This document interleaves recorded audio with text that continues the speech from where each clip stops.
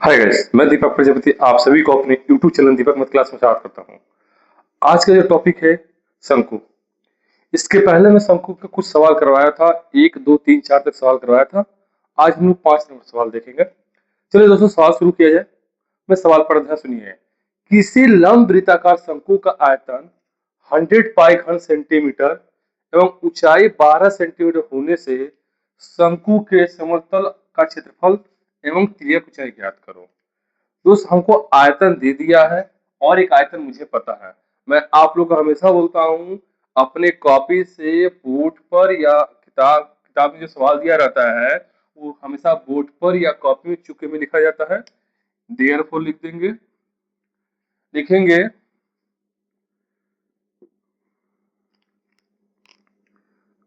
शंकु का आयतन बराबर 100 पाई घन सेंटीमीटर।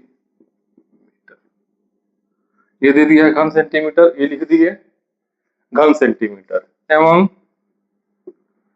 ऊंचाई बराबर, ऊंचाई कितना दिया दोस्तों 12 सेंटीमीटर, 12 सेंटीमीटर।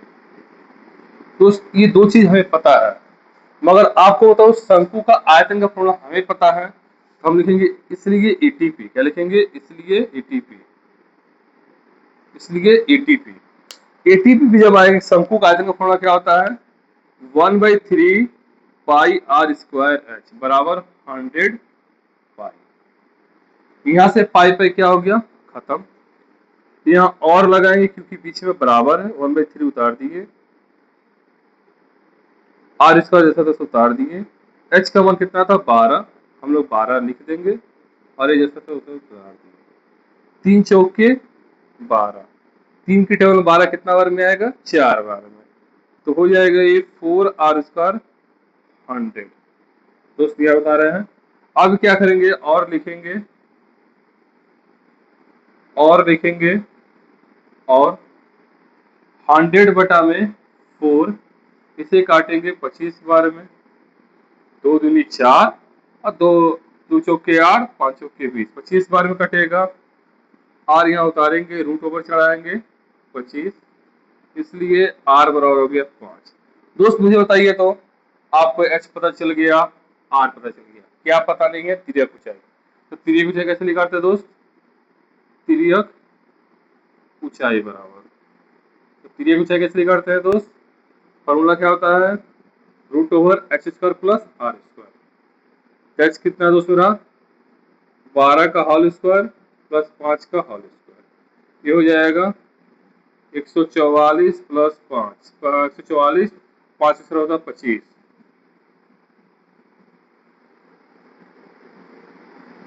169, वहां लिखा 13 सेंटीमीटर। दोस्त ये आ गया आपका तिर्यक ऊंचाई। मगर हमसे पूछा क्या दोस्त? समतल का क्षेत्रफल। तो समतल का क्षेत्रफल का फॉर्मूला क्या था दोस्त? यहाँ बता रहे देखिएगा, समर सॉरी दोस्त, तल का क्षेत्रफल, समतल का क्षेत्रफल फॉर्मूला क्या होता है दोस्त? पाई आर, आर प्लस एम, 22 बटा में 7, आर का मतलब 5, 13 प्लस 5 और 13 प्लस 5, हाँ 13 5 प्लस 18, तो हो जाएगा 22 बटा में 7, 5 इंटू 18। हम लोग क्या करेंगे 22 में 5 से गुना करेंगे, 22 में 5 से फिर 18 से गुना किया जाएगा। 22 में पहले 5 से गुना किया जाएगा फिर 18 से गुना किया जाएगा। 22 में पहले 5 से गुना करेंगे फिर हम लोग 18 से गुना करेंगे। तो 22 पचे 110, कितना होता दोस्त 22 पचे 110, 110 में अगर हम 18 से गुना करें तो 18 कम 18, हाथ में बचा 1, 18 कम 18 और 1 19, जीरो हो गया। आप दोस्तों कितना हो गया यहाँ 19800, इसे भाग देंगे 7 से तो 7 1 जा 7 के बाद 7 2 जा 40, ये हो जाएगा आपका 5 8, 56 8 बार में, 56 जीरो, फिर 2, इसका मतलब हो गया दोस्त, ये हो जाएगा 282/7 और 20 में 6, ये हो गया आपका वर्ग सेंटीमीटर।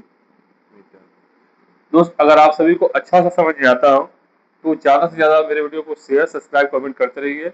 आपके सपोर्ट से ही मैं आगे बढ़ सकता हूँ दोस्त। चलिए दोस्त आगे सवाल देखा जाए। 6 नंबर।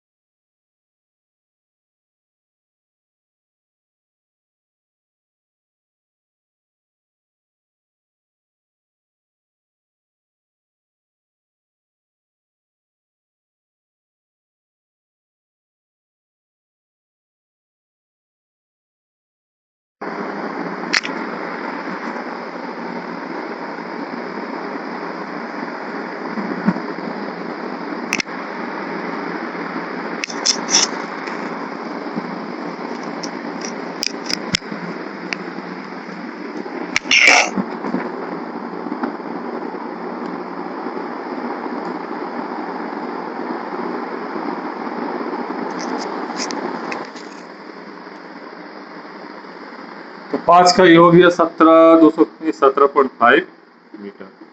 दोस्त कहीं मेरा साउंड अगर बंद हो गया होगा तो मैं आप लोगों से सॉरी बोल रहा हूँ, क्योंकि मेरे माइक का चार्ज खत्म हो गया, मुझे पता भी।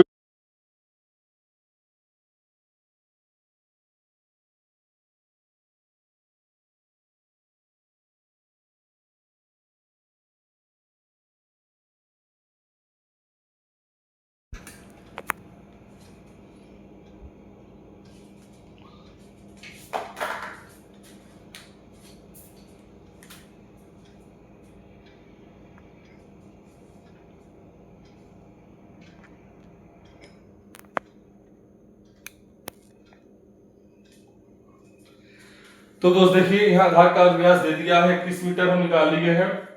मैं फिर से सवाल पढ़ा दोस्त, मेरा कहीं माइक का चार्ज खत्म होने का ख्याल नहीं था दोस्त, इसके लिए सॉरी।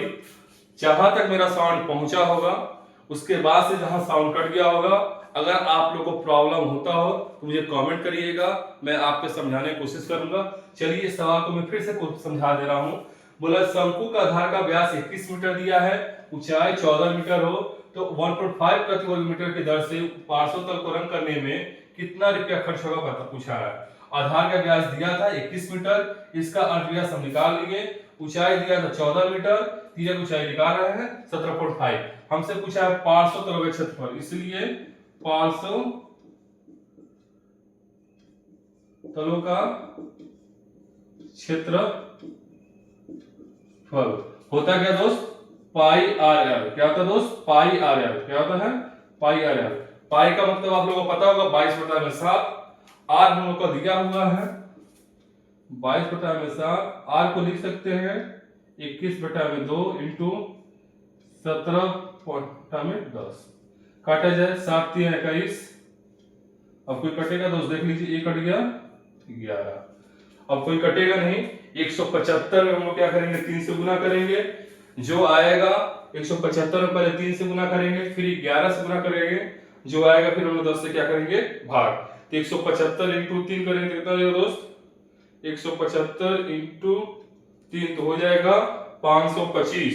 525 में अगर हम 11 से गुना करेंगे तो हो जाएगा दोस्तों आपका, अगर 577.5 इंटू 577